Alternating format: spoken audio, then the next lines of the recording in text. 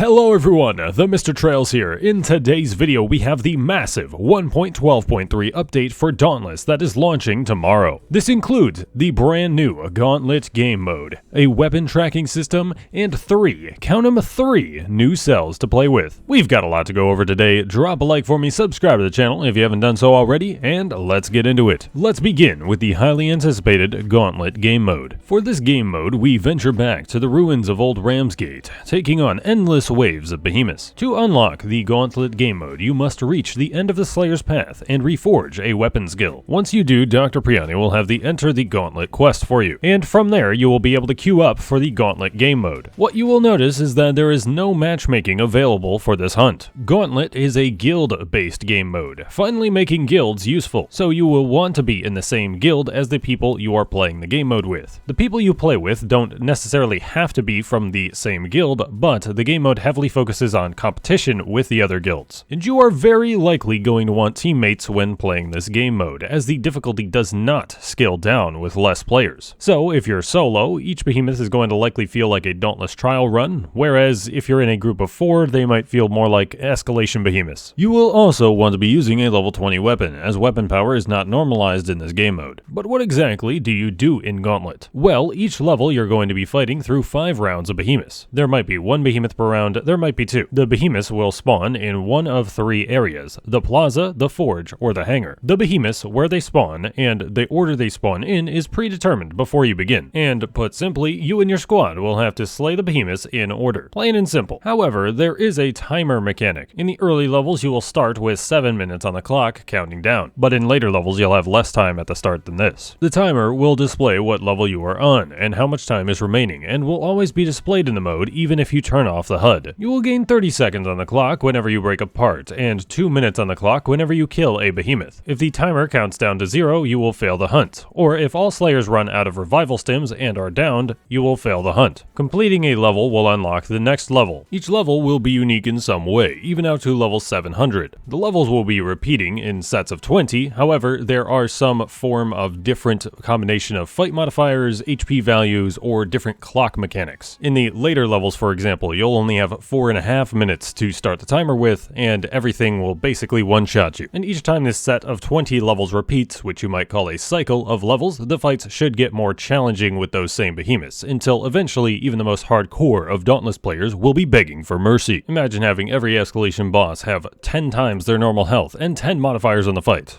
Okay, it doesn't actually get 10 modifiers, it only has 1, but it basically one-shots you, so it might as well be like 10 different modifiers combined into 1. But with that being said, certain levels of this cycle you might find easier than others. Some levels will have only a single element across the 5 rounds, meaning you can bring the opposite weapon and do a fair bit better on those fights than maybe you did on something 10 levels before it. Which new levels you unlock happens in 2 ways, either what you individually complete, or the hunts your guild members complete. When 3 or 4 members of your guild complete a level together, that level is unlocked for everyone in the guild, so everyone will make progress at the same time. There are rewards that will require you personally to complete those hunts though. But if you were to say complete a level solo or complete it with players from another guild, then that level will not unlock for everyone else. If you're playing with players from other guilds, the highest level you're able to queue up for is going to be limited by whoever has the lowest level available. So if you only have level 20 unlocked and you're trying to play with people who have level 50 unlocked, the highest level you're allowed to queue for is level 20. And it will be that way regardless of who is the party leader. Our guilds are going to be competing with one another in the Gauntlet game mode with a leaderboard showing the top 100 guilds. And you must again have 3 or more players from the guild in the party for your completion to qualify for the Gauntlet leaderboard. The leaderboard is sorted first by level completed, then by how much time you had remaining on that level. So ideally you want to be killing things quickly, but you can't just ignore how many part breaks you're getting aside from very specific levels. Gauntlet leaderboards will last 1 season, which should typically span the same length of a Slayer commission pass. The members of each guild who participate in the Gauntlet mode will receive titles based on the completion status of their guild. The Explorer of Old Ramsgate title will be given to each guild member for any guild with at least 1 level completed. The Defender of Old Ramsgate title will be given to each guild member if their guild places in the top 100 guilds list at the end of the season, and the Champion of Old Ramsgate title will be given to each guild member if their guild places in the top 5 guilds at the end of the season. Along with these titles, Gauntlet Gauntlet mode has other exclusive rewards. Every level milestone that you and your guild members complete, you will earn a new currency called crests. These will only last for their current Gauntlet season and will expire a little bit after the season ends. Come next season, there will be a last chance shop to spend the season 1 crests in, and if you don't spend them in time, the crest will be converted to rams. You will be able to redeem these crests for a few different prizes in the new Research Lab. From the main menu, click on Hunt Pass and Rewards, and under the reward cache, there will be a new Research Lab option. This will tell you your guild's progress in the game mode and hold the rewards that you'll be able to buy. One of these rewards being weapon trackers. This is going to be a new item that will allow you to track statistics on the weapons that you use while you are using that specific weapon. Each weapon will be allowed to equip 3 trackers, and they will be exclusive to that weapon from that specific behemoth. Weapon trackers are a consumable item, and using one will take it out of your inventory, and you will not be able to transfer it to another weapon. Upon release, there will be 8 different weapon trackers, with additional trackers being planned for future updates. The first 8 stats you will be able to track will be as follows. The Gatherables tracker will keep track of how many gatherable items you have collected with that specific weapon equipped. So if you use a particular weapon for ingredient farming, you'll be able to see just how many of those things you have collected with it. The Dodges tracker will keep track of the number of behemoth attacks you have dodged with that weapon. This should only count for when you dodge through attacks with invincibility frames, not just whenever a behemoth attack misses you. The Damage Dealt tracker will keep track of how much damage you have inflicted to behemoths with that weapon. This will be keeping track of core HP damage specifically, damage to the behemoth's health bar, and part damage will not count toward this. So your 250,000 sharpened part damage axe crit is only going to add about 50,000 damage or so to that counter. The Players Revived tracker will count how many players you've revived with that weapon equipped. This should also count for the Agorist legendary ability as well, so you might want to put this on one of those weapons. The Wounds tracker will count the number of behemoth parts you have wounded while that weapon is equipped, probably a must equip for Warpike.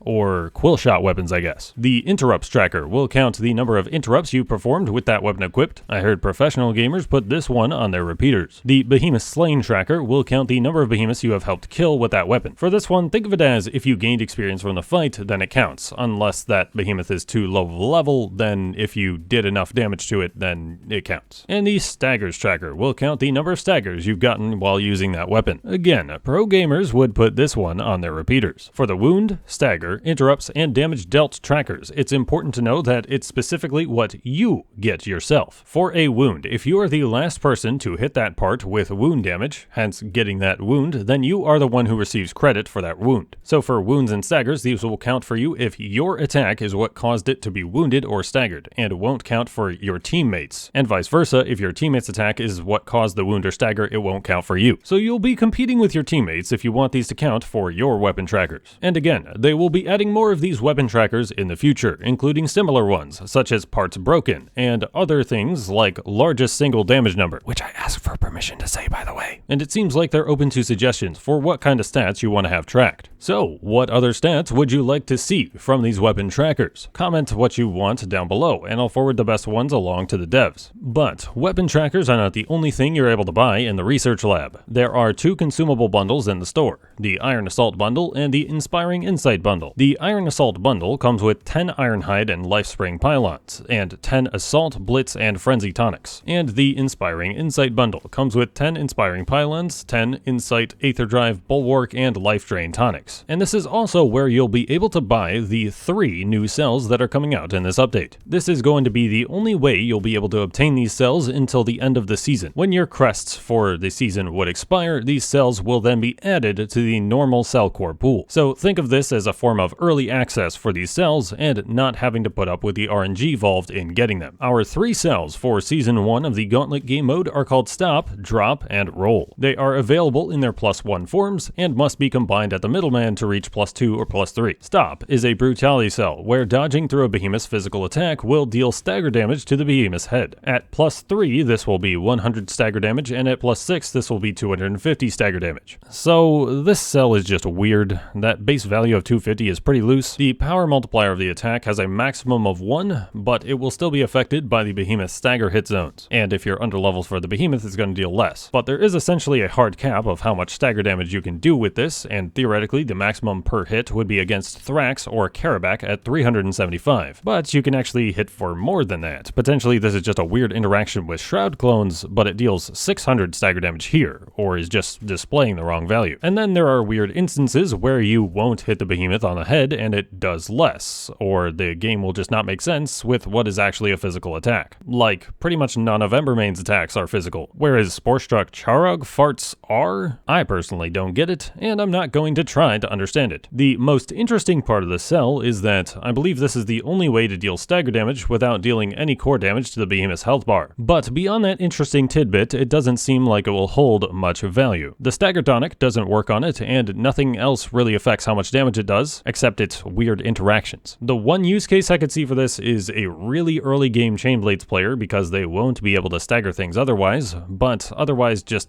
skip this cell. Drop is an insight cell, and it looks to be the most interesting of the three. Your stamina is going to regenerate more quickly, but the amount of stamina you are going to be able to regenerate is limited based on the strength of the cell. At +3, it will reduce your stamina cap by 35%, and at +6, it will reduce it by 75%. So with a max stamina of 110 after Slayer's Path upgrades, your max with +3 drop will be 66, and your max with +6 will be 26. Curiously, endurance does not increase this number, and because someone out there is thinking it interacts with Skullforge exactly how you think it would. And here is a side-by-side comparison. We have default stamina regeneration, drop +3, drop +6, stamina tonic catalyst 3, stamina tonic catalyst 6, and stamina tonic catalyst 6 drop 6. And most curiously, conditioning 3 and conditioning 6. And even most curiously, conditioning 6, catalyst 6, drop 6, endurance 6, stamina tonic.